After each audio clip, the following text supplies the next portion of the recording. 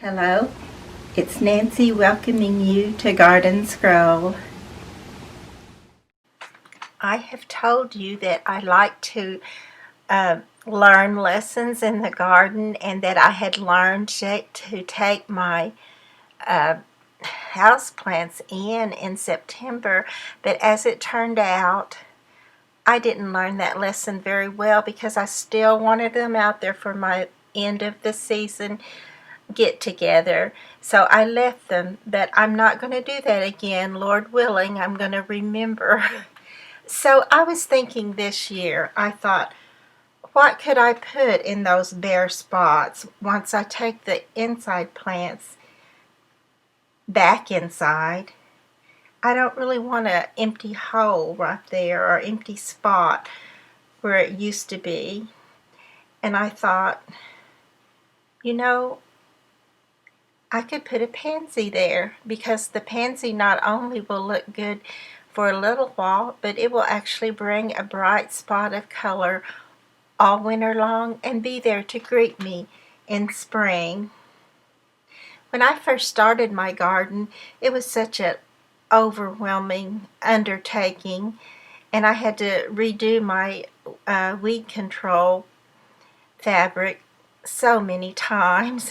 We actually didn't have our back fence, had gotten destroyed by the weather, and it had been blown down, and my husband was working and not able to get around to getting that up for me for quite some time, and we actually had stray dogs come in and just tear the weed control fabric up.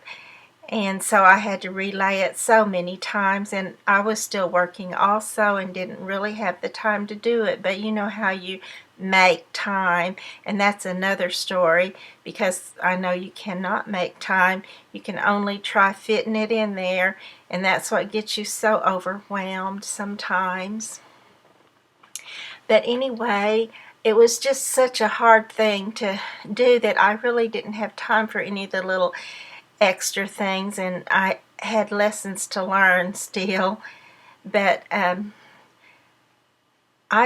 just determined that pansies were not a thing for me, because they only look pretty and bloom in the cool weather, and we don't have a lot of cool weather in Oklahoma, except of course for winter, and winter itself can get pretty cold.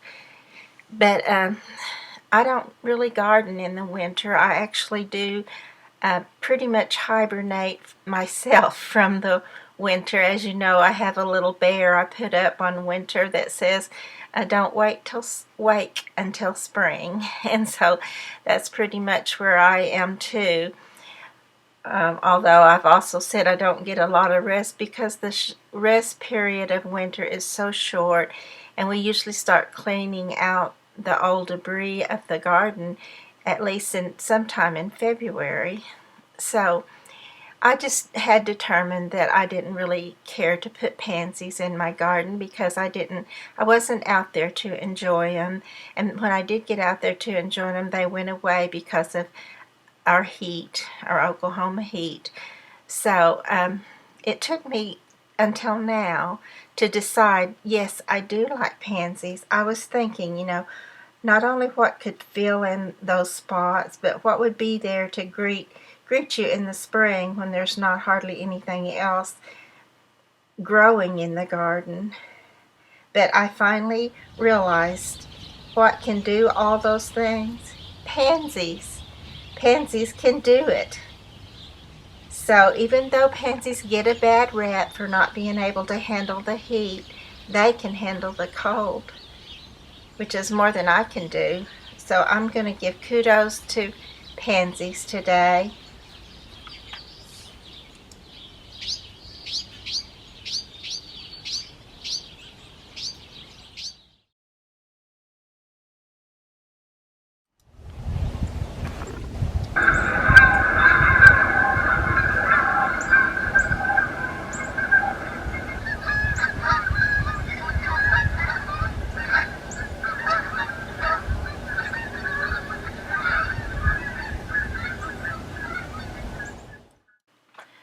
Well, I sadly did not get to do my garden dreaming and plan for next year while looking at the garden to actually see where I needed things done in the garden or done differently.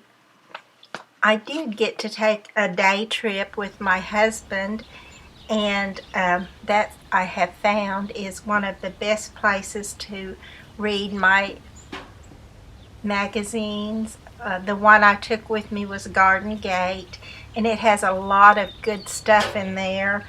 Uh, my favorites were 5 Steps to a Layered Border, and I want to get that to my friend Sherry if at all possible, because I think that's what she would like to know.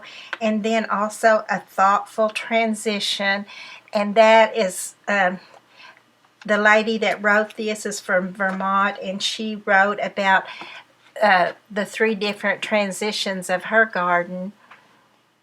And I found that mine has gone through the exact same transitions. If I could remember here just a minute, and I'll look and see what she said, that what she called those. Okay, I have found those, and she says that she divided it up into 3 stages. Stage 1, accept gift plants and add to the garden whatever plants are appealing. And I definitely went through that stage. And then stage 2, cope with garden thugs while learning about behaviors of various bulbs and perennials. And that's kind of the stage I'm in now, because I've definitely, I was telling you that I sprinkled down seeds of invasive plants, not only to come up where they wanted to, but I actually planted them in other spots, which was a tremendous job to get rid of. And you just get so tired that you come to stage 3, and that's strive for a sense of design and more order with less work. It becomes a necessity to have less work after a while.